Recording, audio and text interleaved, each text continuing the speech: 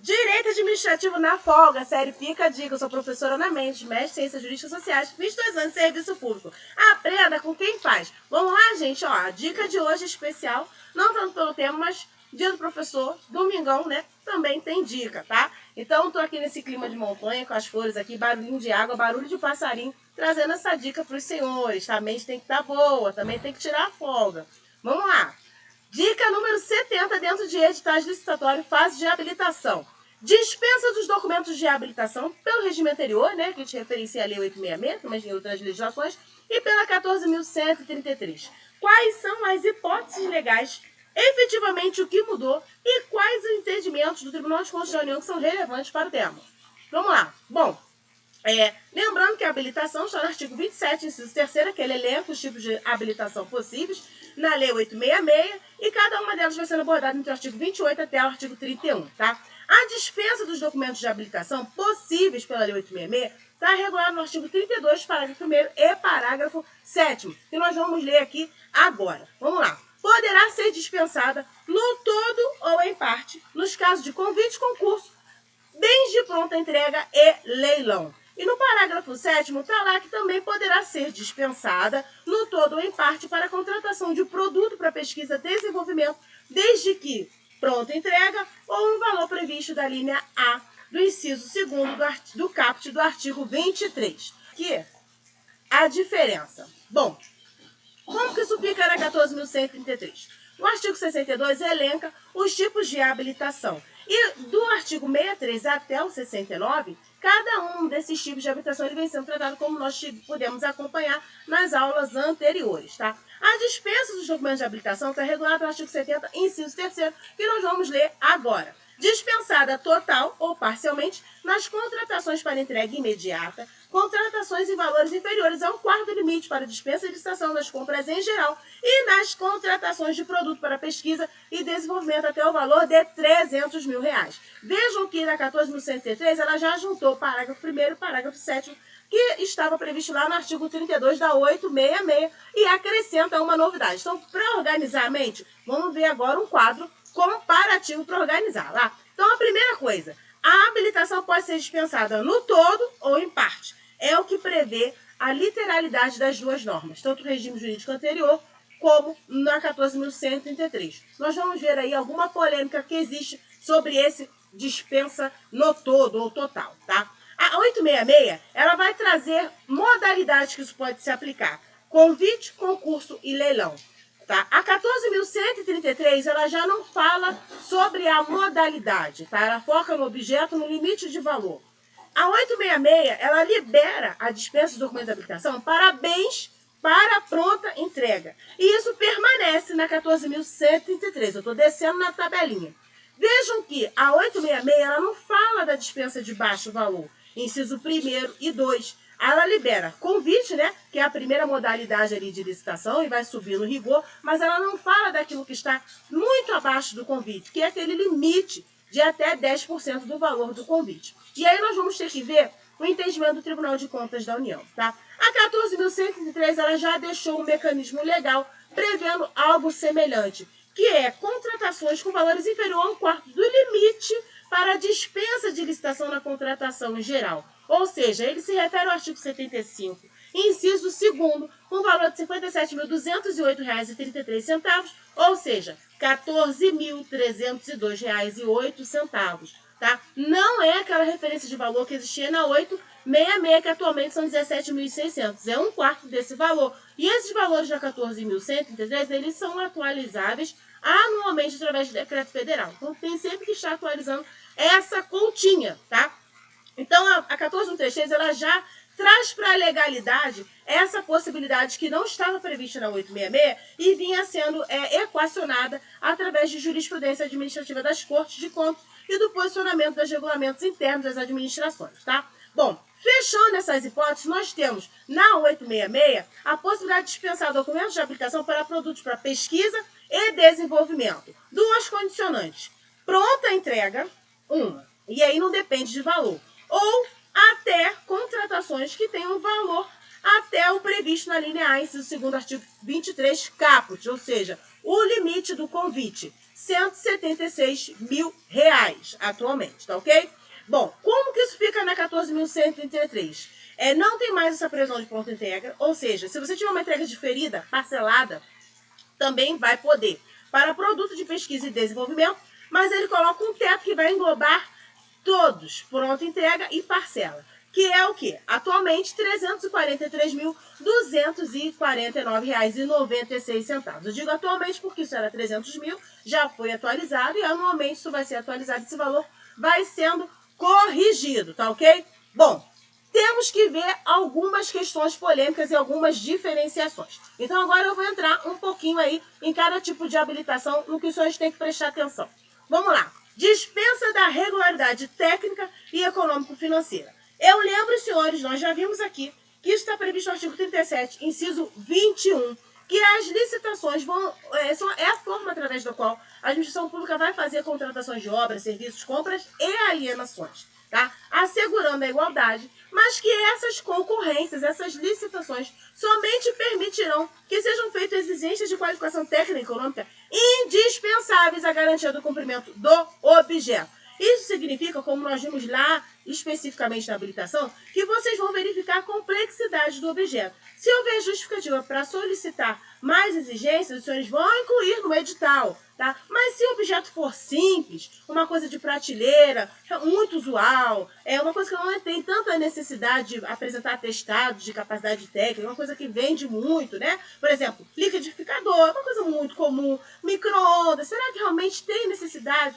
de pedir um atestado de capacidade técnica? A sua quantidade ela é expressiva a ponto de impactar? É uma quantidade que você consegue, como pessoa física, entrar numa loja e comprar. Se for essa realidade, não tem tanta necessidade de você pedir, por exemplo, atestado de capacidade técnica limitada a 50% dessa quantidade, tá? Então, se não houver necessidade de pedir regularidade técnica ou econômico-financeira, não deve existir essa exigência no edital, porque ela não é indispensável para garantir o cumprimento das obrigações, tá ok? Entendido isso? Então aqui vocês vão fazer o enquadramento do artigo 32, tá? Lá no parágrafo 1º, parágrafo 7º, conforme aquelas possibilidades que nós acabamos de assistir para fazer esse tipo de dispensa. No estado do Rio de Janeiro, nós temos uma padronização feita pela minuta padrão da Procuradoria-Geral do Estado, que é já para iniciar a qualificação econômico-financeira exigindo a certidão negativa de feito sobre falência e recuperação judicial homologada por juiz. Esse é o mínimo. Então, no Rio de Janeiro, para retirar isso, é preciso colocar uma justificativa dentro do processo. Então, não deixe de verificar se o seu ente tem alguma padronização diferenciada. Gente, tá tão boa essa aula, tem até barulho de água, vocês conseguem ouvir? Vamos lá. Habilitação fiscal, social e trabalhista. É aqui que mora o problema, tá? Bom, o objetivo dessa habilitação é que alguns sustentam ser uma forma indireta de cobrança, e isso não pode, tá? O que eu preciso destacar para os senhores é que, lá no artigo 195, parágrafo 3º da Constituição, tem lá que a pessoa jurídica em débito com a Seguridade Social, ela não pode contratar com o poder público. Então, a habilitação fiscal em relação ao INSS, ela tem fundo constitucional e, por isso, sustenta-se, e é o entendimento do TCU, tá, e da doutrina majoritária, que não podemos liberar a habilitação fiscal federal, que é onde nós vamos poder verificar a regularidade da Seguridade Social. Outra questão é a FGTS. Nós temos uma lei específica, que está aí, o artigo 2º da Lei 9.012, de 95, que não permite compra e venda com órgão da administração pública, no particular, participar dessa concorrência se estiver em débito com o FGTS, tá? Então, isso também está ligado com a regularidade da Fazenda Federal. Essas são as duas fontes, tá? Então, essas duas habilitações fiscais, elas não podem ser dispensadas no seu edital. Se estiver em débito, tem meios de cobrança administrativa e judicial. Você não pode impedir de contratar sob pena de enriquecimento sem causa, tá? Lembrando aqui, por que eu estou falando isso? Regularidade é diferente de não possuir débito, tá? Volta lá na dica sobre diferença entre regularidade e inadimplemento, tá ok? Bom, dispensa de comprovação da regularidade fiscal por valor. É muito interessante que o senhor acompanhe, por exemplo, esse acordo 52 de 2014. Ele permite que a administração pública estabeleça critérios de habilitação em função do valor da proposta, ou seja, conforme vai aumentando o valor da proposta e a dificuldade para cumprir esse contrato, pode-se estabelecer critérios de habilitação fiscal diferenciado. Você pode liberar, tá, para um valor menor, e a partir daí, conforme ir subindo, você pode trazer isso de uma forma mais rígida, incluindo outras exigências, outras esferas, tá? Isso aqui é bastante interessante, dependendo do seu objeto, tá? Bom, vamos dar uma lida aqui de um resumo. Representação contra um pregão eletrônico, a unidade técnica aponta irregularidade, porque existem diferentes critérios de habilitação em função do valor da proposta. Gente, qualquer coisa, pausa e dá uma lida com calma, tá? Eu vou direto ao ponto para ser objetivo. Bom, propostas vencedoras iguais ou inferiores a 80 mil. O que o pregão eletrônico exigiu?